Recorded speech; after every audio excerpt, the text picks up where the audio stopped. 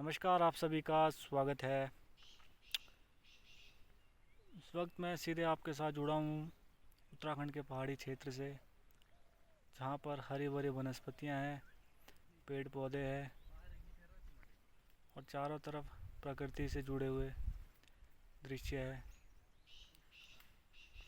ये दृश्य काफ़ी इम्पोर्टेंट है और इन्हीं दृश्यों को मैं आज दिखाना चाहता हूँ आप सभी को। इतने बेहतरीन दृश्य है। यहाँ पर काफ़ी ज़्यादा मात्रा में सेब उगाए जाते हैं। यह क्षेत्र हिमाचल उत्तराखंड से जुड़ा हुआ क्षेत्र है और यहाँ पर सेब काफ़ी मुख्य फसल तौर पर उगाए जाते हैं और यह क्षेत्र काफ़ी इम्पोर्टेंट है सेब की दृष्टि से। और भी यहाँ पर अन्य वनस्पति भी उगाए जाते हैं जिन्हें मिलेट्स कहते हैं। वो भी वहाँ पर कुछ समय पहले उगाया जाता था, लेकिन अब बंद हो गया है क्योंकि अब ज़्यादातर लोग गेहूँ और चावल खा रहे हैं, तो मिलेट्स कम मात्रा में हो गए हैं। लेकिन आज से करीबन 25 से 30 साल पहले इस क्षेत्र में मिलेट्स उगाए जाते थे, जो काफ़ी इम्पोर्टेंट होते थे स्वास्थ्य की दृष्टि से भी, बॉडी के लिए भी, जिनकी मात्रा अब यहाँ पर उगाना कम हो गई है। जैसे जैसे आधुनिकता बढ़ी वैसे वैसे मिलेट्स उगाना इन क्षेत्रों में कम हो गए और लोग अब पूरी निर्भरता जो बाज़ार से ख़रीदे हुए गेहूँ चावल पर उनकी निर्भरता हो गई है।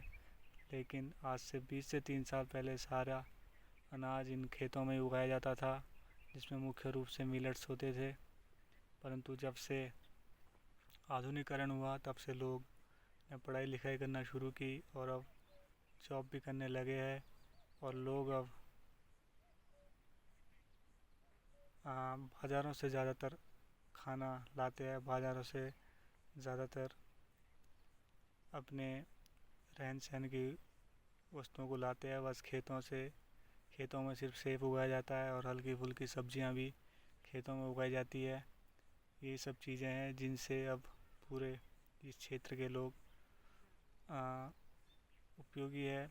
ये जगह है त्यूणी के थोड़ा पहाड़ी क्षेत्र में, जो हिमाचल से भी जुड़ा हुआ क्षेत्र है और डिस्ट्रिक्ट देहरादून में आता है।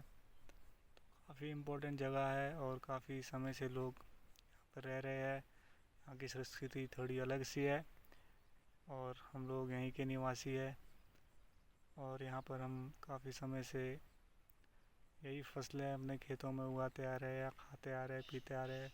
करीबन 10-15 लोग और एक खेत उनके लिए पूरे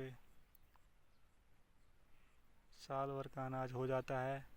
परंतु अब ऐसा नहीं है। इस क्षेत्र में सेब के साथ साथ अखरोट है, खुमानी, चुल्लू, नाशपाती, कुछ ऐसे पेड़ भी है जो खुद लगे हुए हैं।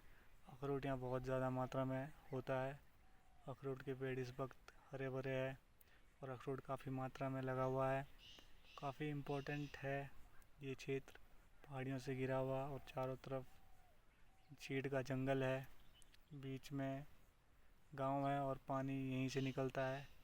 पानी बीच गांव से निकलता है, तो सारी सुविधाएं हैं। बस शहर आने के बाद लोग शहर जाना शुरू कर दिया है और अब खेतों में खेती कम होने लगी है।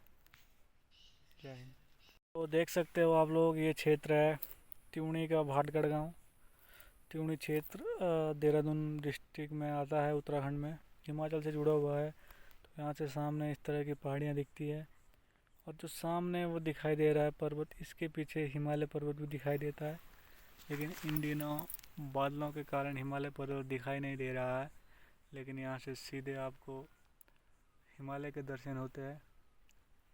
और चारों तरफ चीड़ का जंगल है जो काफ़ी खूबसूरत दिखाई दे रहा है, हरा भरा दिखाई दे रहा है। वातावरण काफ़ी साफ़ है, लेकिन लोग अब इन सुंदर जगहों पर रहना नहीं चाहते हैं।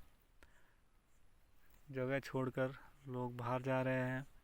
कुछ लोग शहर छोड़कर शहरों की तरफ जा रहे हैं और कुछ लोग अपने गाँव में रहना नहीं चाहते। तो क्यों है इसका तो किसी को मालूम नहीं, लेकिन फ़िलहाल ऐसा ही है। पूरे पहाड़ खाली हो चुके हैं। इतने खूबसूरत पहाड़ और सेब के पौधे भी आपको दिखाई दे रहे होंगे। तो पहाड़ काफ़ी सुंदर है। पहाड़ में काफ़ी सारी ज़मीन ऐसी है यहाँ पर जो बंजर पड़ी हुई है, जहाँ पर कोई काम करने वाला नहीं है, कोई खेतों में काम करना नहीं चाह रहा है। पढ़ाई लिखाई में ज़्यादातर लोग रुचि ले रहे हैं, खेतों में कम रुचि ले रहे हैं।